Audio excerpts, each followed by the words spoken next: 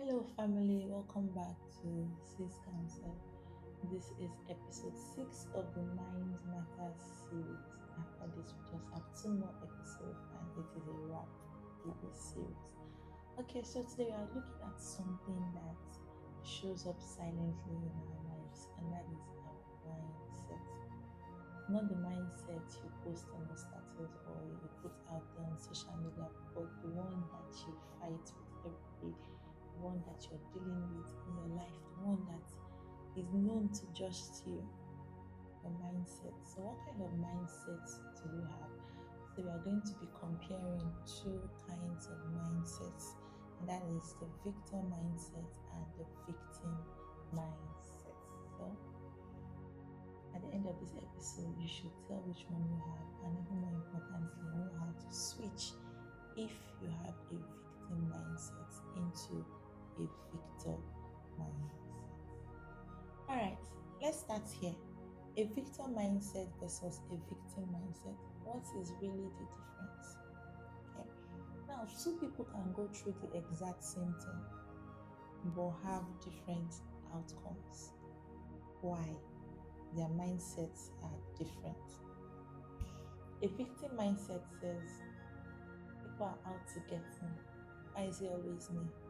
Oh, things will never turn out right for me. If it's going this good, it's bound to go bad very soon.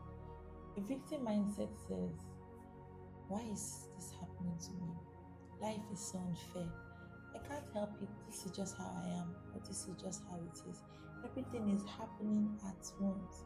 Everything is against me. Everyone is against me. That is a victim mindset. A victim mindset, on the other hand, says, this is not happening to me, it is happening for me. It says it may be tough, but I know I'm going to come out of it. It says, I know God is for me, so everything is working out for my good. A victim mindset says, I'm coming out stronger. Watch what God is going to bring out of this situation. You see, Romans 8:37 gave us a very powerful, standpoint of a victor. It says, in all these things, I am more than a conqueror through him who has loved us. We are more than conquerors through God.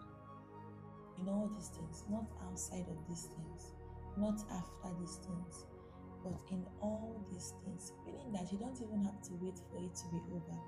You don't have to pray that it shouldn't come. But whether it comes or not, whether tough times come or not, we understand that we are more than conquerors in this situation. So you need to start seeing your situations differently. Before God will change a situation, He first of all changes how you see that situation. So let's look at our life from this lens right now.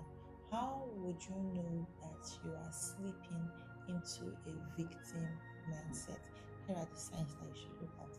One of them is that you replay hurtful situations repeatedly. So maybe someone has hurt you before, you've gone through a hurtful experience before. You keep on replaying it in your mind over and over again, even after that situation has ended. Even after you say you have moved on, or even after you say you've forgiven the person, but you keep on replaying this over and over and over again. That is one subtle sign of a victim mindset. You expect things to go wrong. You're the kind of person that you just feel that good things won't last, or good times won't last, or when things are going on well, then there's something around the corner that is going to jump out at you, take you by surprise, and just spoil everything.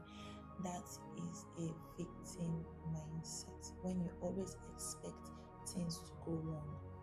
The third one here is that you believe others control your outcomes. You believe your life is in the hands of other people. You believe that, the way people respond to you, or people react to you, or the way people talk to you is just how your life is. Have you ever found yourself in a situation where your peace just gets shattered, or your calm just gets disrupted because someone spoke to you in a particular manner? You just find that you can no longer regain your peace. You just handed control, you handed power over to that person. No matter how we love people or how we seek their approval or validation, never place your peace of mind in the hands of another person. Don't allow someone control your your reactions or your responses to life. People can have their input, people can tell you, give you feedback or say whatever it is that they want to say to you. But you need to be in control of the narrative. You need to choose how it affects you. Another thing is that you react emotionally instead of responding intentionally. If you're the kind of person that you easily feel sad, angered, anxious, depressed over situations, over matters, over things that people say, you are reacting emotionally. Responding intentionally has to do with, you know, silently absorbing whatever it is that was said to you, thinking about it from different angles, and then deciding on the best way forward. You're not listening to just respond immediately or speak up immediately, but you're listening to understand. And then finally, another example I would like to share is that you avoid responsibility because responsibility feels like blame.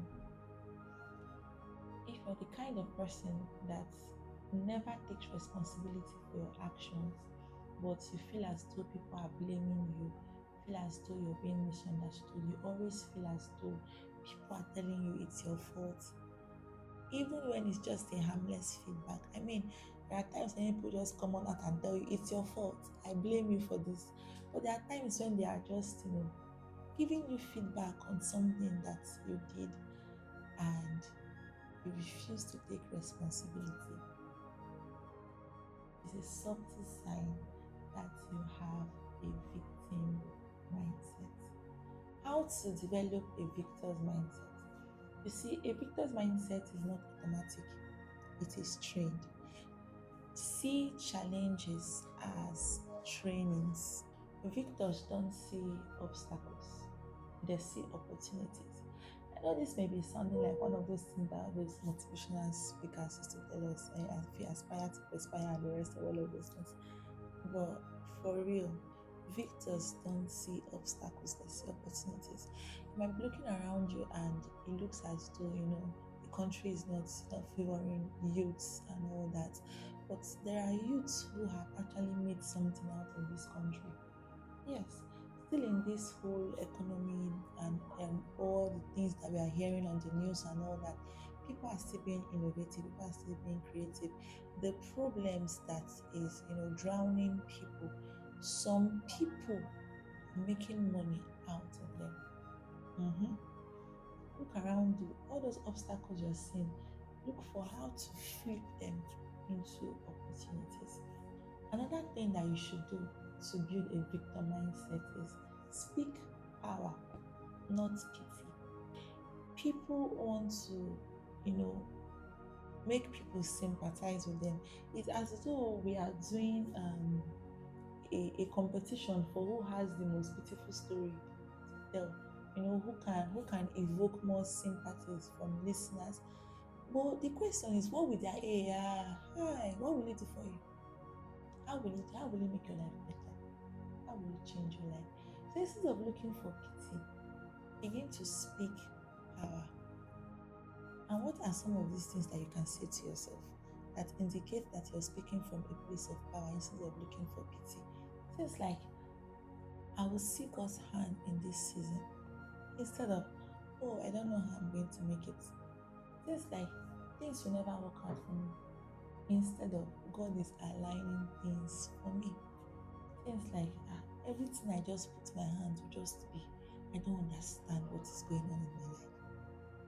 Instead, say things like, I have a vision for my life. I am going somewhere. I am heading to a destination that God has planned for me. You see, I have said it before and I'll say it again. Your words are not just mere words, they carry power. A victim speaks fear, a victor speaks faith. Heaven responds to faith-filled language. That's just it.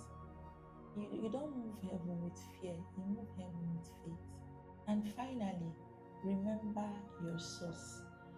Victory isn't a personality type, it is a spiritual identity. You know how we use our temperament to just justify the way we act. Oh, sanguines are usually very fearful. They are loud. They can use their loudness to cover the fact that they are afraid. Or melancholics are usually depressed. So when I think depressing thoughts, it's just because I'm a melancholic. No, it, victory is not a personality trait. Whether you are choleric, you're sanguine, you are melancholic, you are what's the fourth one, phlegmatic, whatever, it holds no relevance here right now. What matters is, do you know your spiritual identity? Because victory is our spiritual identity. It is beyond our personality. You don't win because you are strong, right? You win because Christ is strong in you. The Bible says, I can do all things through Christ, which strengthens me. It is Christ that supplies our strength. When you forget your source, everything feels overwhelming. But when you remember your source, everything feels possible. You can do this not because I'm trying to motivate you. You can do this because Christ said, "Ah." So when you wake up tomorrow morning, ask yourself, today, am I going to be thinking like a victim, or am I going to be thinking like a victor? I hope you choose the mindset of a victor every single day that you wake up. So this is the end of today's episode. In the next episode, we are going to be talking about a transformed life. We've been brushing it in bits and pieces so far, but the next episode we'll get into it and wrap it up there. Alright. If you're yet to like or subscribe, don't forget to do that and share this video with someone who you know needs to hear this.